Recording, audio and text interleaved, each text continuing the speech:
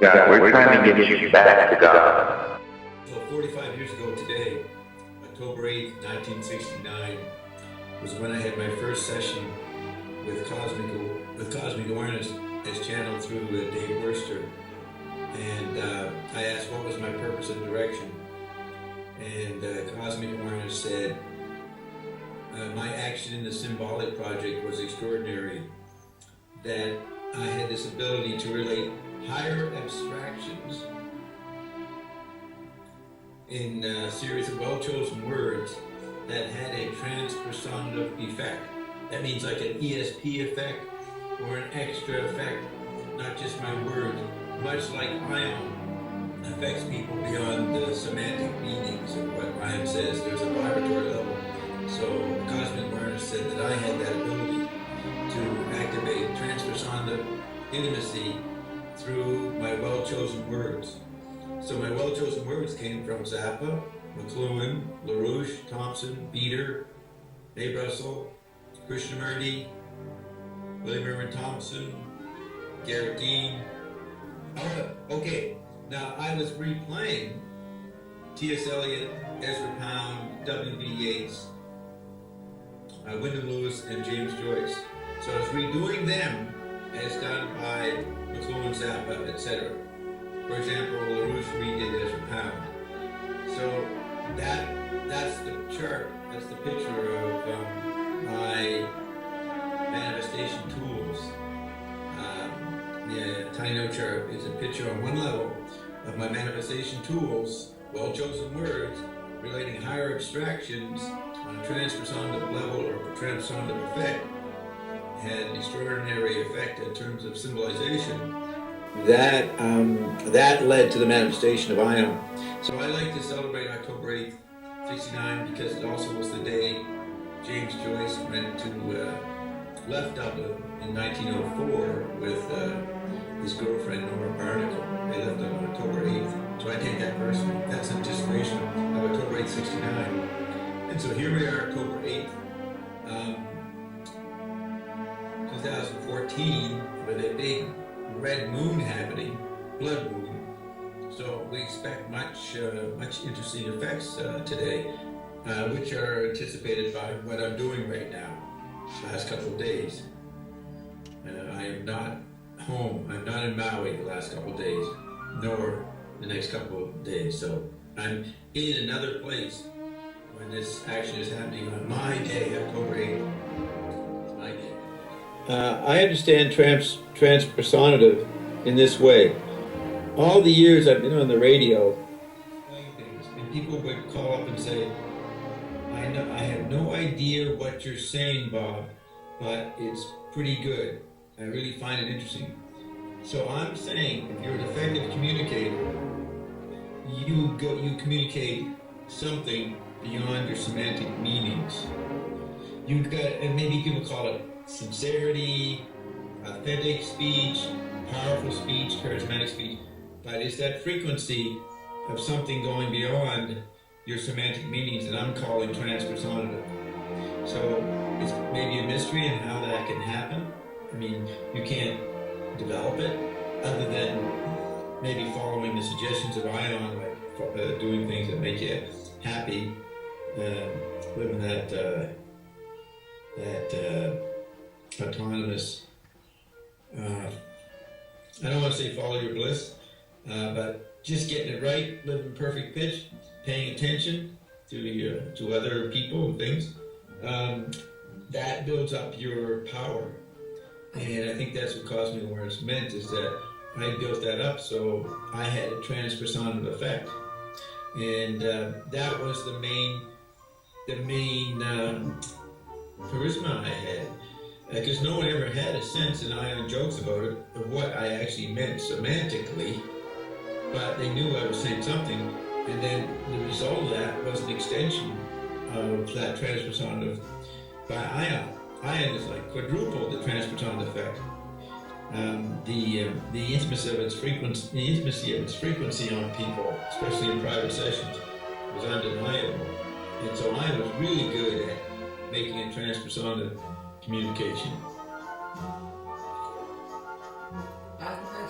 he also said something about using the precise words.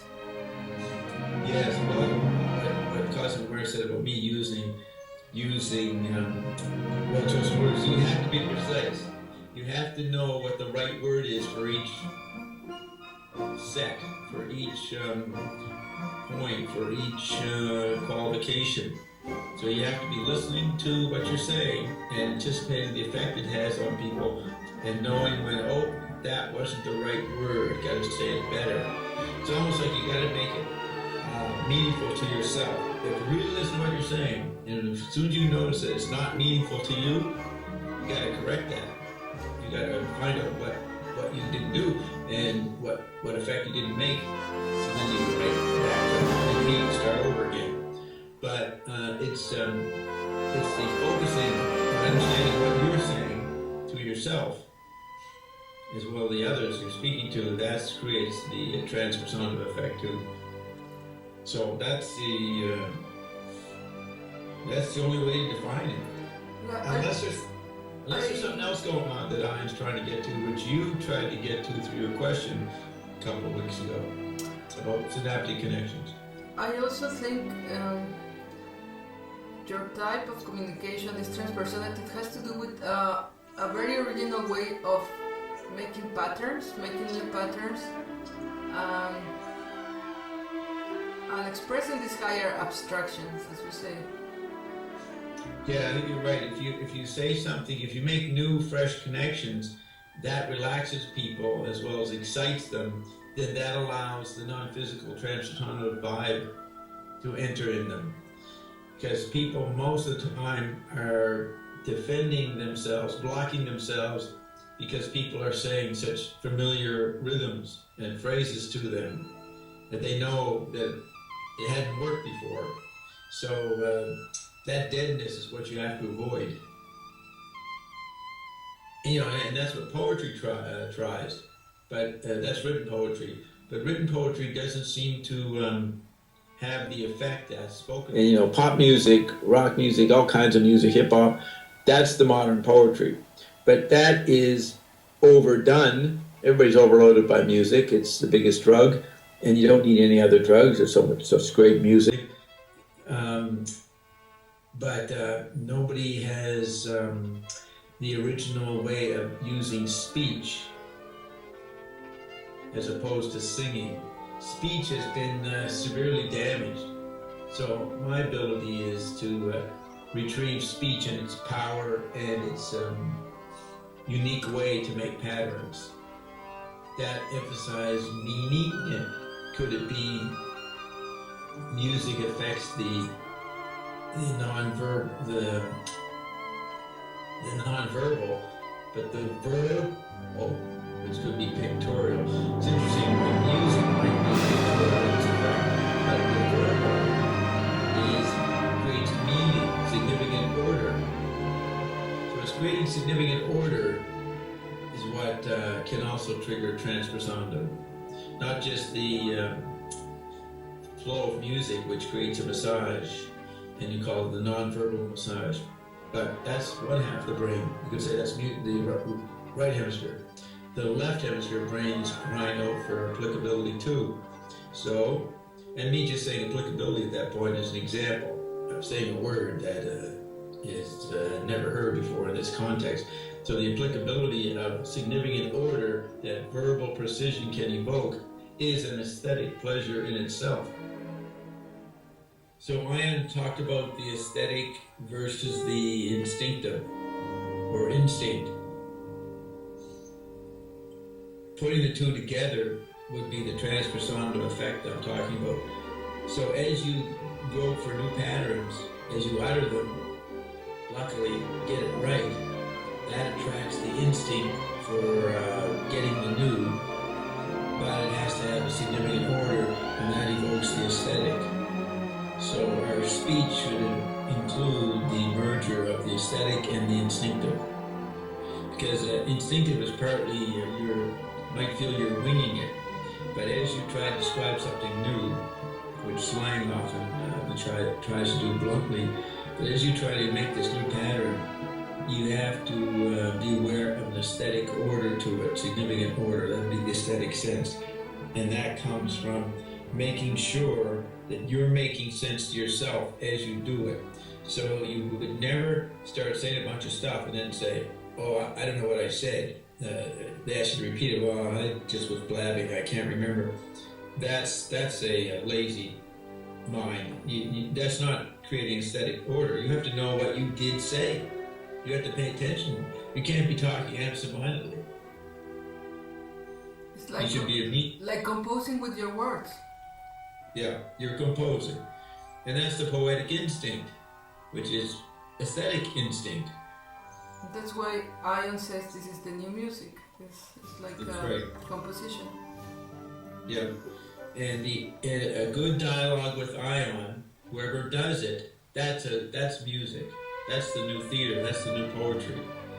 Because there's nothing simpler than words, cheaper than words, inexpensive, yet more effective for the eureka sense in the brain. The sense of eureka or getting epiphanies. That's what one should aspire to when they talk. Back in 2010, one of my deep conversations, contradictory, frustrating conversation, was about what was thought, what was brain matter, gray matter, what was the skull, what was the brain, what was mind. And the phrase that comes up, he emphasized laying new conduits, or new pipes, and thought was the water that ran through the new pipes. But that is what we do, or can do, is make new pipes. And so when you feel your brain's expanding from what we're saying on payday, that's you feeling new conduits being made. And you might say overlaying, you're overlaying new pathways. So you think in terms of synaptic connections as your imagery for pathways, but new ones are being made. Is the moon going to change in the new environment? It already has. We say that look in the confines of your mind for all the bits and pieces and the conduit that was laid. Bob, do you remember the conduit, the water hose, the riser diagram, and the labyrinth of the mind, and how we went, how it moves thoughts from the long-term and short-term memory, from the frontal lobe down into the different cores of the cortexes, and lays out back of how it affects the hypothalamus and how that connects and runs from the neural pathways and those that get reset, and the neuropathy that comes thereof, and all those neurons that move you into schizophrenia base. I move you into every other problem of the mind that you can't answer from a position of not knowing. All those things. I do remember. I do. God, we're trying to get you back to God.